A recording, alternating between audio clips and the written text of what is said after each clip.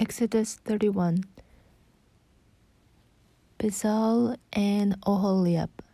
Then the Lord said to Moses, See, I have chosen Bezalel, son of Uri, the son of Hur, of the tribe of Judah, and I have filled him with the Spirit of God, with wisdom, with understanding, with knowledge, and with all kinds of skills, to make artistic designs for work in gold, silver, and bronze, to cut and set stones, to work in wood, and to engage in all kinds of crafts.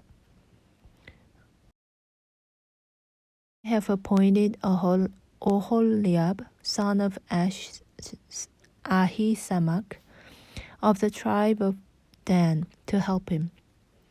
Also, I have given ability to all the skilled workers to make everything I have commanded you. The tent of meeting, the ark of the covenant law with the atonement cover on it, and all the other furnishings of the tent.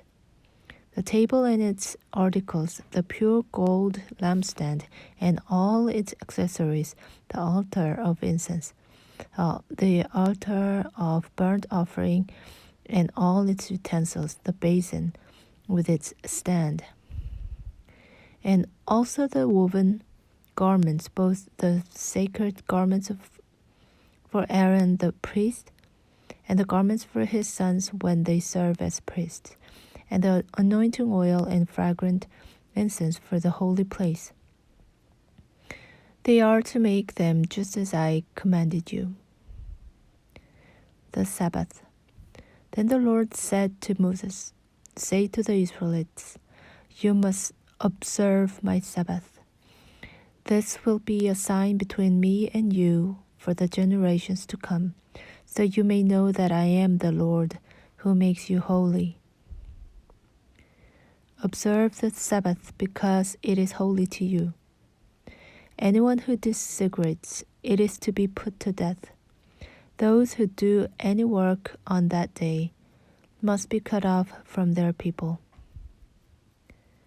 For 6 days work is to be done, but the seventh day is a day of Sabbath rest, holy to the Lord. Whoever does any work on the Sabbath day is to be put to death.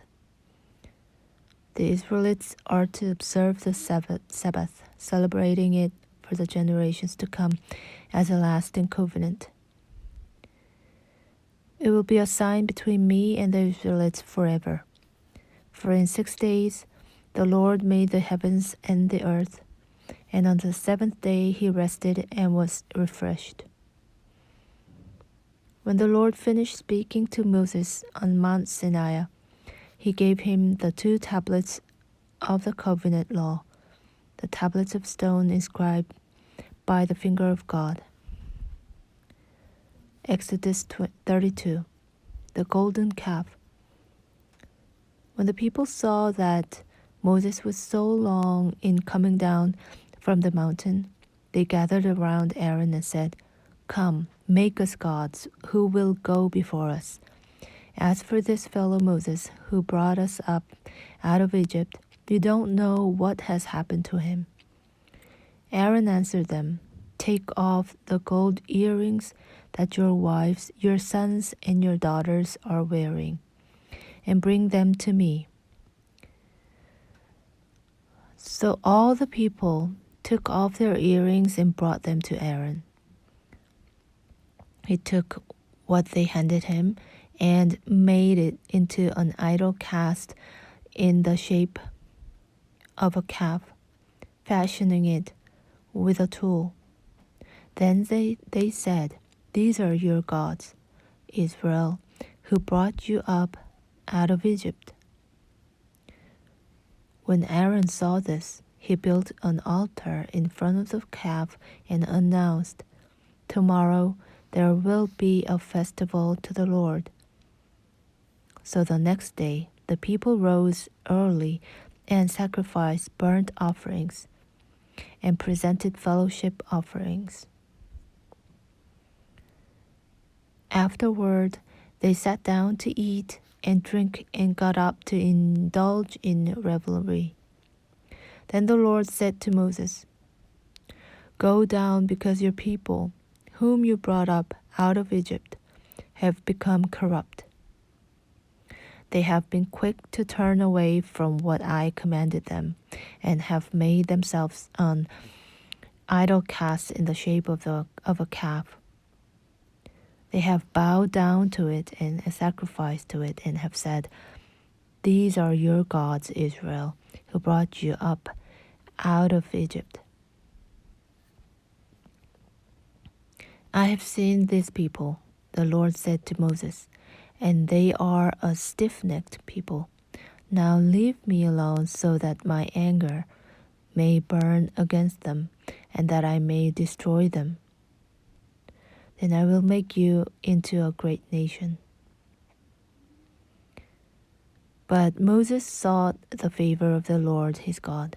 "Lord," he said, "why should your anger burn against your people, whom you brought out of Egypt with great power and a mighty hand?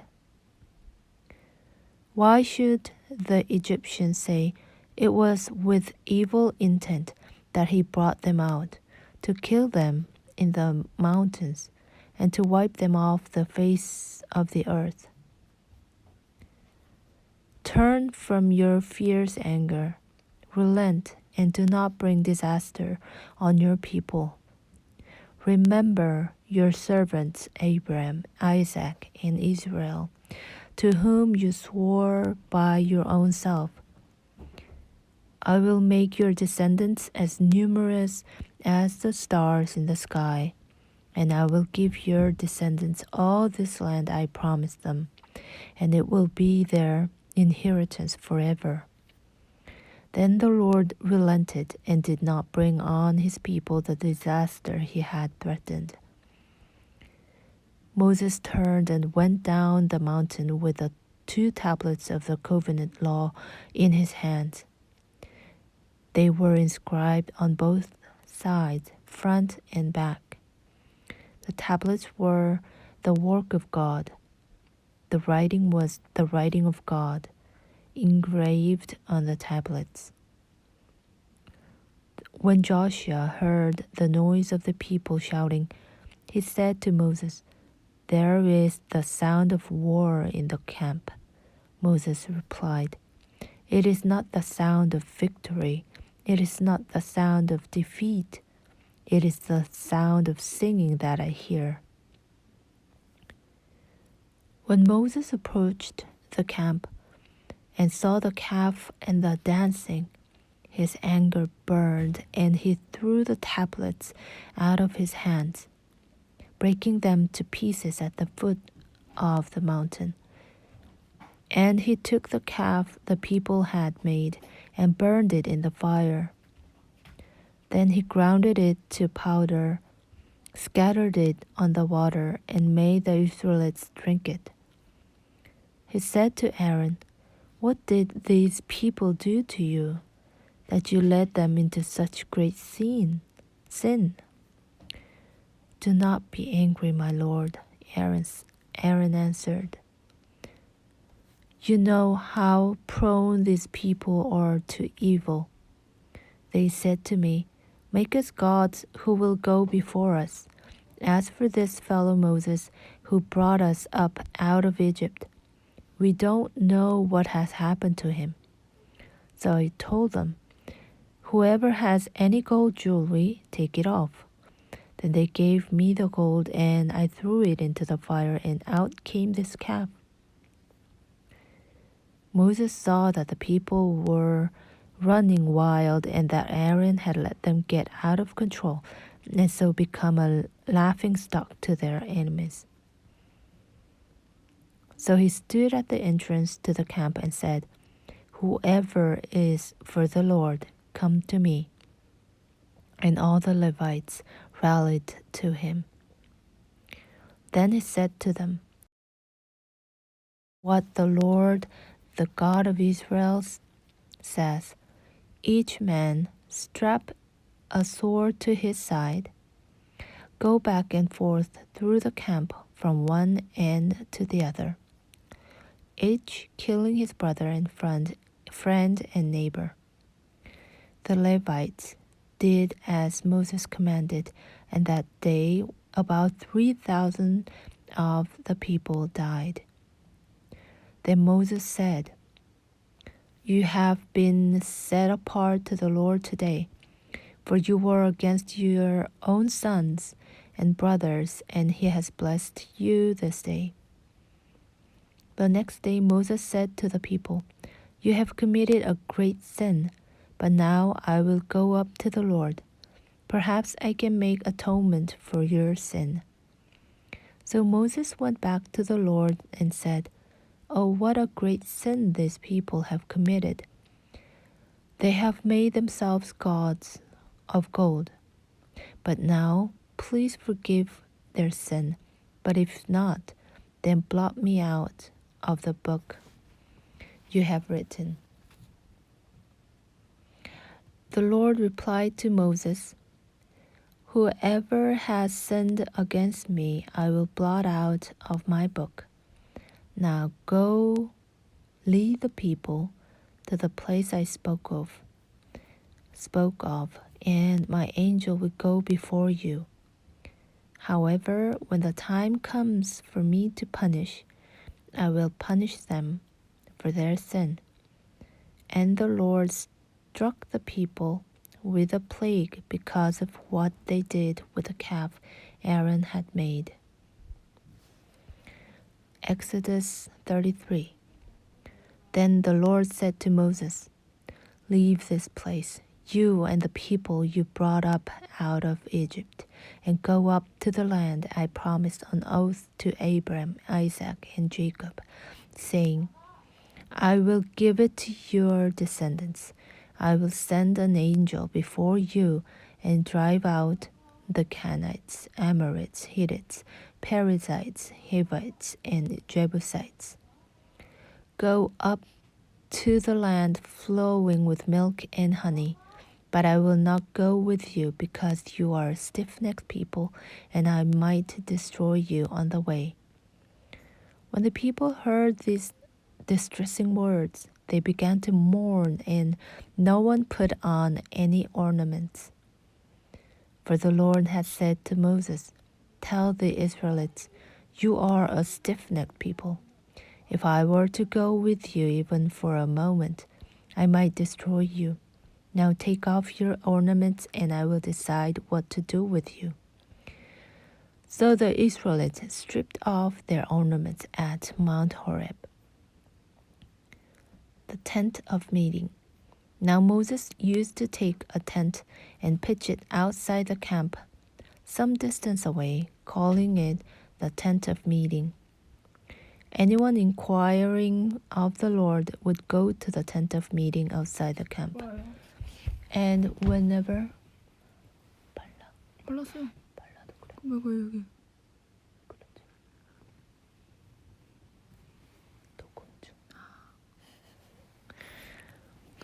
And whenever Moses went out to the tent, all the people rose and stood at the entrance to their tents, watching Moses until he entered the tent.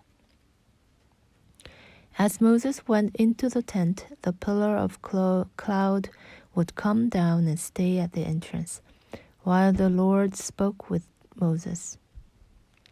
Whenever the people saw the pillar of cloud standing at the entrance to the tent, they all stood and worshipped, each at the entrance to their tent. The Lord would speak to Moses face to face, as one speaks to a friend. Then Moses would return to the camp, but his young aide, Joshua, son of Nun, did not leave the tent. Moses and the glory of the Lord. Moses said to the Lord, "You have been telling me, lead these people. But you have not let me know whom you will send with me. You have said, I know you by name, and you have found favor with me. If you are pleased with me, teach me your ways so I may know you and continue to find favor with you. Remember that this nation is your people."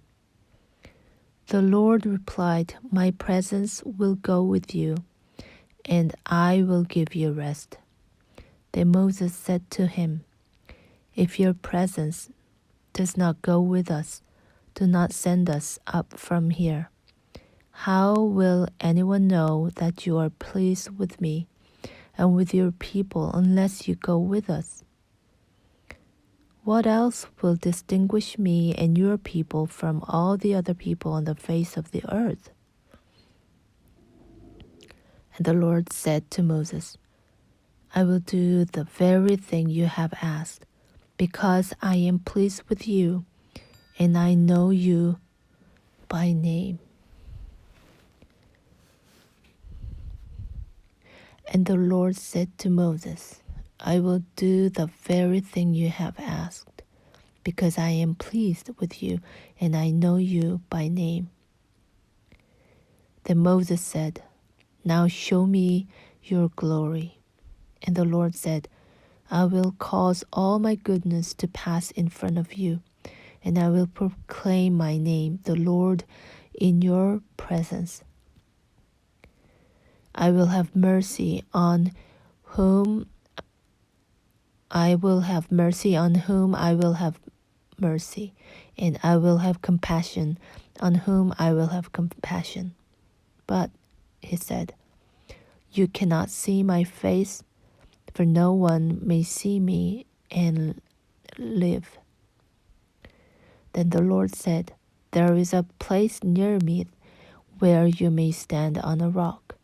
When my glory passes by, I will put you in a cleft in the rock and cover you with my hand until I have passed by.